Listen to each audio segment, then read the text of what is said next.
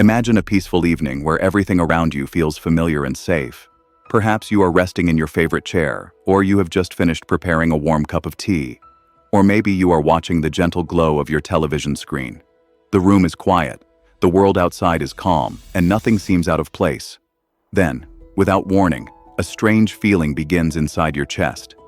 It is not sharp or dramatic. It is more like a heavy pressure settling in, something that makes you shift your position or press your hand against your sternum as if trying to understand what your body is trying to say. A sensation moves into your shoulder, or perhaps a dull ache trails up your jaw, and suddenly your breath feels harder to pull in. You may question whether it is gas, tension, or simply stress. You may hope that it will fade as quickly as it arrived, but something deeper inside you knows that this moment is different. You are alone, and the question arises quietly in the back of your mind. What should you do?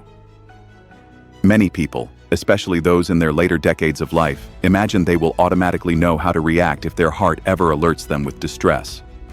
They picture themselves dialing for help quickly, staying calm, and moving with clear purpose.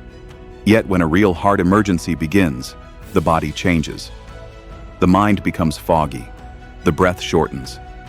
Even the simplest details, like recalling your own address or remembering where you placed your phone, can feel strangely difficult.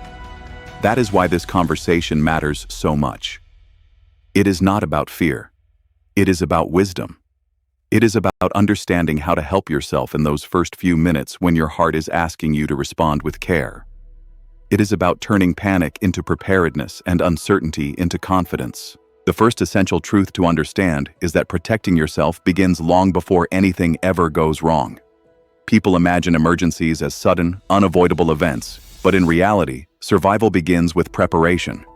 When you prepare thoughtfully, you create a safety net that continues to protect you even when your thinking becomes cloudy. This preparation starts with the simple awareness that your environment must support you. Keeping your phone in another room may seem harmless, but during a heart event, walking even a short distance can become overwhelming. That is why one of the most important decisions you can make is keeping your phone with you wherever you go inside your home. It remains your voice to the outside world, your link to help, and your lifeline during confusion. Another helpful step is placing your full address on a card beside your main phone. It may sound unnecessary because you have lived in your home for years and know your address better than anyone. Yet people experiencing heart distress often forget simple things. Their mind struggles to focus. Their ability to recall familiar information becomes compromised. A card that clearly displays your name, address, and any special instructions acts as a quiet helper when you need it most. Keeping your home clear of clutter also makes a difference. If dizziness or weakness strikes, a cluttered room becomes a dangerous obstacle course. A clean and open living space supports safe movement and protects you from falls that can worsen an already critical situation. Another part of your preparation involves small daily habits. Carrying your phone with you, ensuring it stays charged, developing a predictable routine so that neighbors know your patterns, and staying aware of your own body's signals are all small actions that build a foundation of safety. Some people even share a spare key with a trusted neighbor or family member so that help can enter the home quickly if needed. These are not acts of fear. They are acts of wisdom. When taken together, these small habits create a lifestyle that gently guards your well-being. As you create this supportive environment, it is equally important to learn how to recognize the early warning signs of heart distress. Heart emergencies are rarely as dramatic as people imagine. Many begin quietly, with a subtle sensation that something feels off. Some people feel a tight band wrapped around their chest. Others feel discomfort in the back, arms, jaw, neck, or stomach. Some describe a heavy pressure rather than pain. Some feel nauseous, lightheaded, unusually tired, or strangely anxious for no obvious reason. Some say it feels like a wave of uneasiness washing through their body. These early whispers from the heart are easy to ignore, but recognizing them early gives you the time you need to act calmly and intelligently. When these sensations appear, the worst thing you can do is wait and hope they fade. Ignoring the early signs may lead to sudden worsening. Instead, you gently acknowledge what your body is telling you. You let yourself sit down. You breathe. You prepare to take the steps that will protect you. Awareness is not the same as worry. It is simply choosing to respond rather than deny. One of the strongest tools you have in these moments is your breath. When fear rises, the breath often becomes rapid and shallow, placing even more strain on your heart. Yet controlled breathing can shift your body from a state of panic to a state of calm focus. To practice this, you draw a slow breath through your nose while letting your stomach rise gently. After holding this breath for just a comfortable moment, you release the air slowly and evenly through your lips, almost as if blowing softly to cool a warm drink. This long exhale signals your body to relax, to slow the heart rate, and to reduce the buildup of anxiety that fuels dangerous spiraling thoughts. Practicing this breathing pattern regularly keeps it familiar and easy to use even when stress makes thinking difficult. Breath becomes your anchor, allowing your mind to steady and your body to cooperate with your instincts rather than fight against them. As you center yourself, you also prepare to use your medications effectively if your doctor has prescribed any. Some people keep aspirin stored far away or in a cabinet that requires time and effort to reach. Instead, aspirin should be placed in easily accessible locations throughout your home so that you can reach it without difficulty. Chewing the aspirin, rather than swallowing it whole, helps your body absorb it more quickly. This simple action supports your heart by helping to prevent blood from becoming thicker during distress.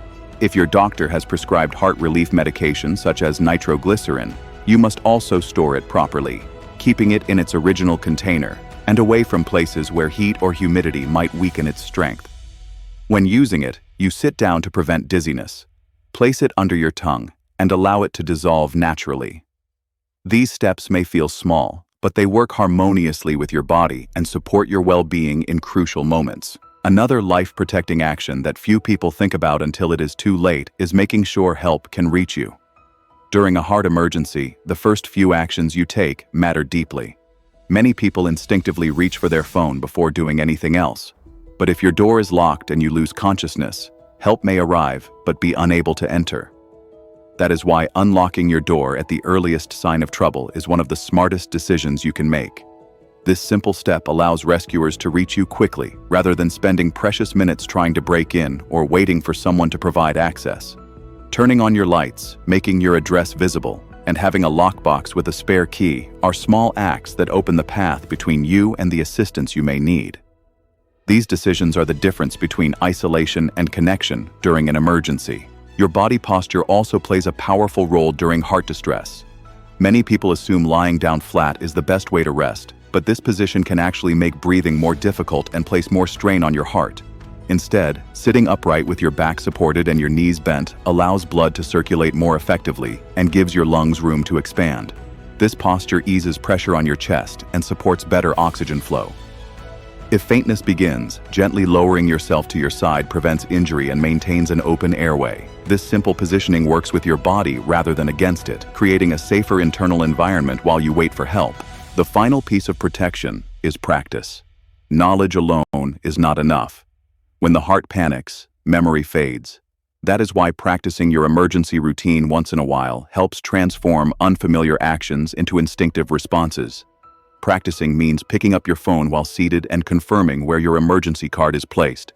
It means pretending to unlock your door, practicing your calming breath pattern, noticing where your medication is stored, and visualizing how you would describe your symptoms if you had to speak to someone in a moment of distress.